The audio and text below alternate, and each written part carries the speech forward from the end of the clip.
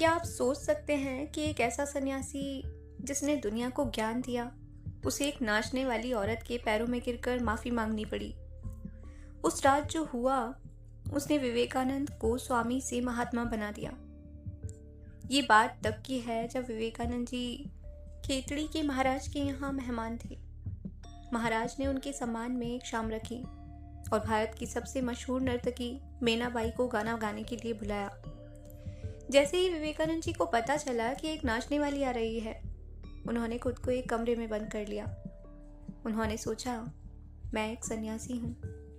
मैं एक ऐसी औरत का गाना कैसे सुन सकता हूँ जिसका चरित्र समाज की नज़रों में गिरा हुआ है। महाराज ने बहुत मिन्नतें की पर स्वामी जी बाहर नहीं आए। नर्तकी को ये बात पता चली, उसने बुरा नहीं माना, बल्कि उसने कमरे के बाहर से ही गाना शुरू कर दिया। उसने सूरदास का एक भजन चुना, प्रभु जी मोरे अवगुण चित न धरो, हे ईश्वर मेरे पापों पर ध्यान मत दो, क्योंकि तुम तो समदर्शी हो।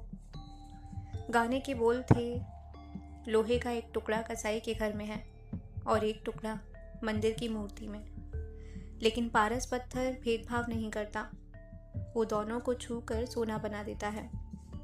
उसकी आवाज़ में ऐसा दर्द और ऐसी सच्चाई थी कि विवेकानंद जी के कान सुन्न हो गए।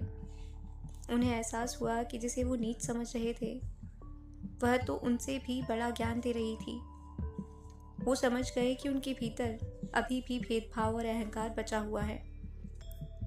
विवेकानंद जी तुरंत कमरे से बाहर आए, उस महिला के पास गए और कहा, माता, आज आपने मेरी आंखें खोल दी। अब तक मैं जिस अद्वैत की बात करता था, उसे आज आपने मुझे जीना सिखा दिया। आज के दौर में हम लोगों को उनकी नौकरी, उनके कपड़ों या फिर उनके अतीत से जज करते हैं।